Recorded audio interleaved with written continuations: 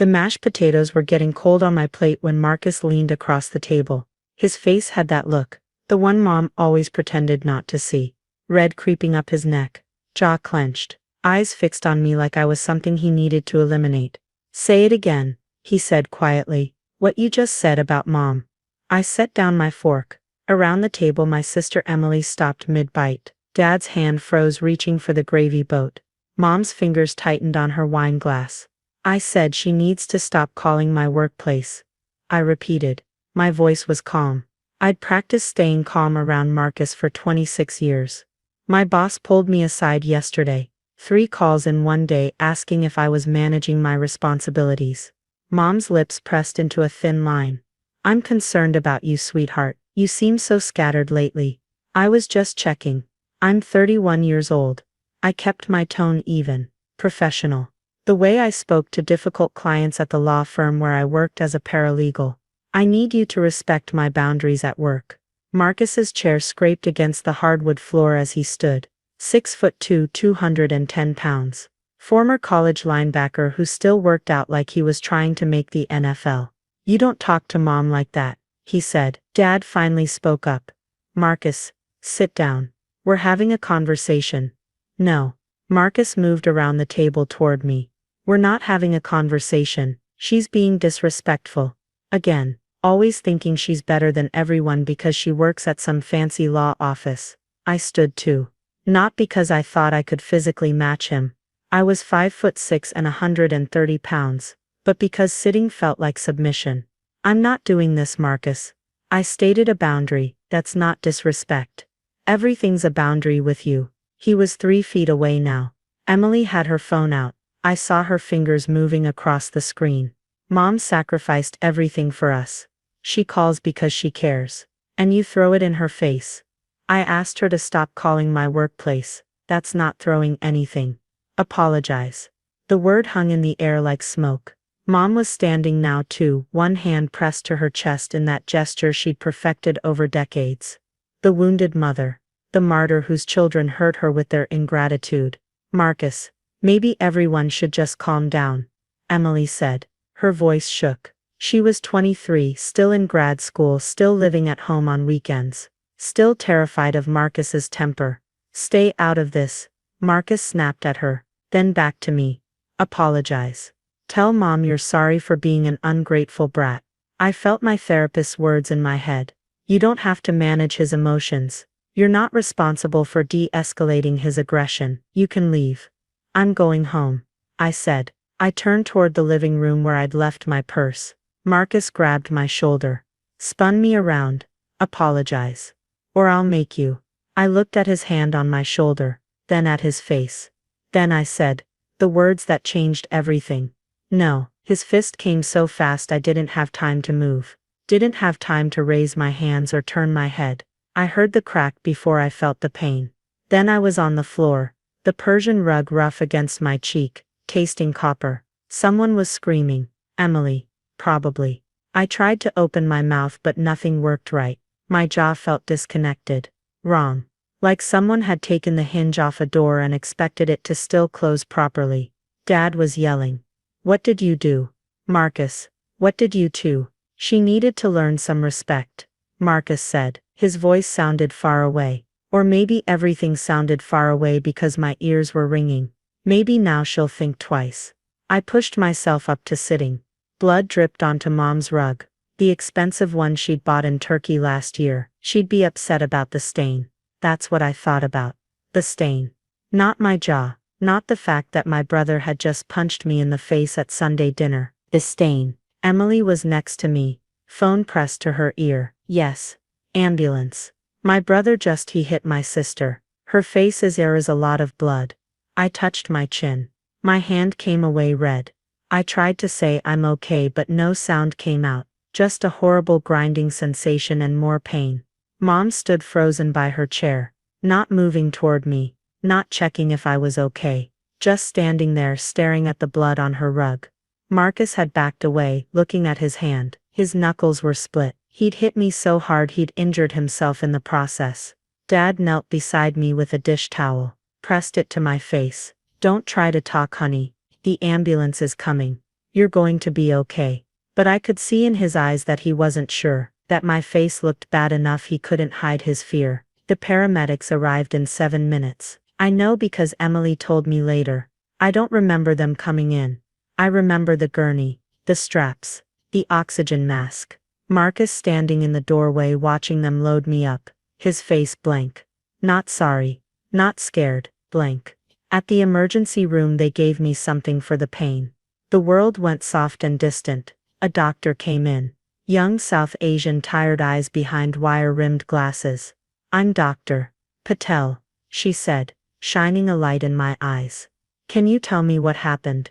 I tried to talk. It managed to sound like broken glass, grinding together. She nodded. Don't try to speak, just nod or shake your head. Did someone hit you? I nodded. Family member. Another nod. Her jaw tightened. She'd seen this before. Probably saw it every weekend. We're going to do a CT scan. I'm fairly certain your jaw is fractured, but I want to see the full extent of the damage. The scan took 20 minutes. When Dr. Patel came back, she had another doctor with her. Older man, gray beard, kind eyes. This is Dr. Morrison. He's our oral and maxillofacial surgeon. He's going to explain what we found. Dr. Morrison pulled up images on the computer screen. My skull, lit up in shades of gray and white. He pointed to several dark lines running through my jawbone. You have 3 separate fractures, he said. Here, here, and here. This is consistent with high-impact trauma. A very forceful blow to the face.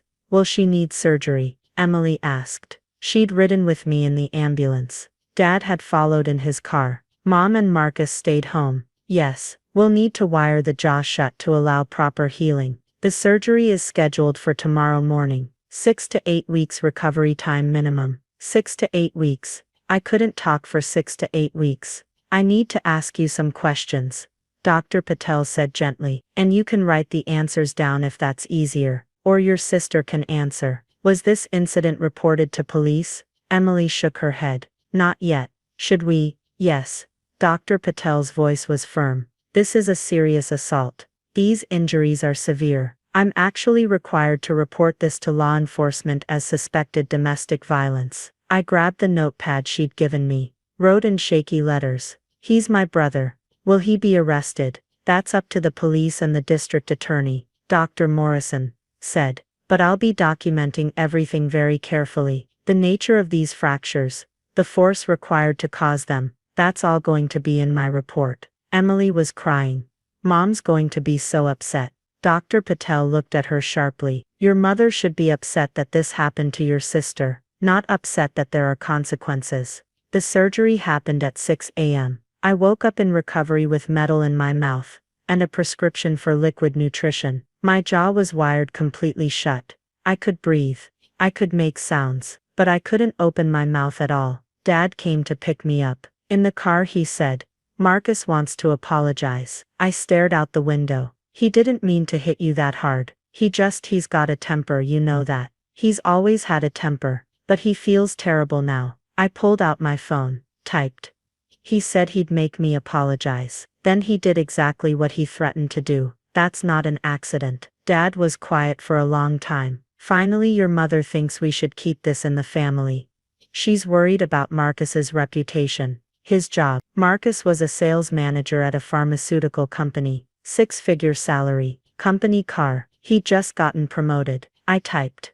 What about my reputation? My job. I have to go to work looking like this. It's just you know how your mother is. Family first. Always family first. I didn't respond. I closed my eyes and pretended to sleep for the rest of the drive. The police came to my apartment 3 days later. 2 detectives, a woman named Santos, and a man named Williams. They'd gotten the hospital report. Dr. Patel had filed it like she promised. Detective Santos sat across from my couch. I know you can't talk, so I brought a laptop. You can type your statement. For 2 hours I typed everything. The years of Marcus's temper, the way Mom made excuses, the specific threat he'd made before hitting me. Emily's video, she'd been recording when it happened, had caught the whole thing. We've already spoken with your sister, Detective Williams said. She sent us the video. It's very clear. You can see him approach you, hear the threat, see the punch. I typed. Will you arrest him? We're presenting the case to the district attorney tomorrow. Given the severity of your injuries and the video evidence, I'd say charges are very likely. That night, Mom called. I let it go to voicemail. She called 6 more times. Finally, I answered. How could you do this to your brother? Her voice was shrill. The police came to his house. His neighbors saw. His boss is asking questions. You're ruining his life. I hung up. Blocked her number. Emily texted, Dad says Mom isn't speaking to you until you drop the charges. Marcus hired a lawyer. I typed back. Good. He'll need one. The district attorney's office moved fast. Marcus was charged with aggravated assault, causing serious bodily injury, a felony. His lawyer tried to negotiate it down. Family dispute. Heat of the moment, client deeply remorseful. But then Dr. Morrison's report arrived. 12 pages of detailed medical documentation, high-resolution images of my fractured jaw, analysis of the force required to cause such damage, his professional opinion, that this was consistent with an intentional violent assault with significant force behind the blow. The DA added a charge.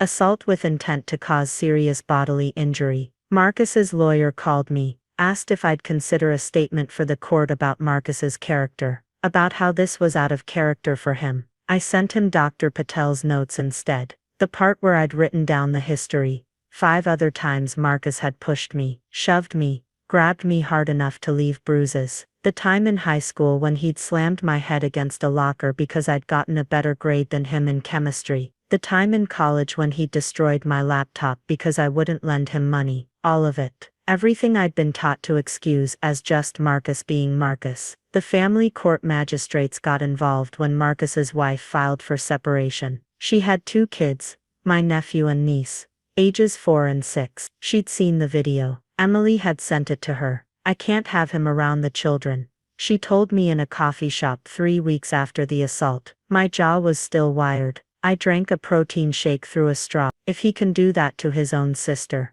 what would he do to them if they made him angry enough? 4 different magistrates reviewed the case. Custody, child safety, restraining orders, and one who specialized in domestic violence. They all saw Dr. Morrison's report. They all saw the video. They all read Dr. Patel's documentation. Marcus lost custody, got supervised visitation only. His wife got a restraining order that kept him 500 feet away from their home. He lost his job. The company's morality clause in his contract was very specific about violent felonies. He called me once, from a number I didn't have blocked. Are you happy now? He screamed into my voicemail. You destroyed my entire life. Over one mistake, one punch. You could have just apologized to Mom. I saved the voicemail, sent it to Detective Santos. She added a witness intimidation charge to his file. 8 weeks after the surgery, Dr. Morrison cut the wires. I opened my mouth for the first time in 2 months. It hurt. Everything hurt. Physical therapy would take months more. But I could talk. The first thing I said was thank you to Dr. Morrison. The second thing was no to my father, when he asked if I'd consider reconciling with Marcus before the trial. The trial is in 3 months. Marcus's lawyer is still trying to negotiate. The DA isn't interested. She sent me an email. Your brother's medical records, the video evidence, and Dr. Morrison's testimony make this one of the clearest assault cases I've seen. We're going to trial. Mom still isn't speaking to me. She started a prayer circle at her church for Marcus, for his persecution. She tells people I've always been dramatic, that I'm exaggerating what happened, that family should forgive family. Dad comes by sometimes, brings groceries, asks how I'm healing. Never mentions Marcus unless I do first. I think he knows he failed me that night. I think he knows he's been failing me for 26 years.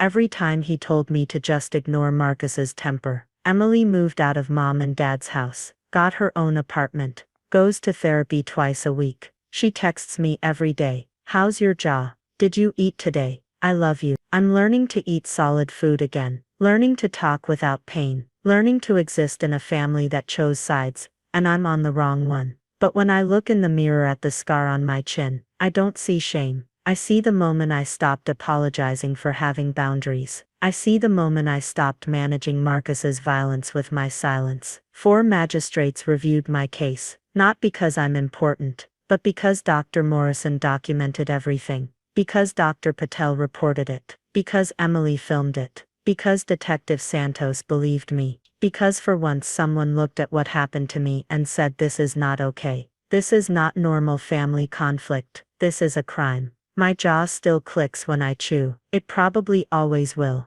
Dr. Morrison says that's normal with this type of fracture. A permanent reminder of the Sunday dinner when everything changed. I'm okay with that. Some things should leave scars.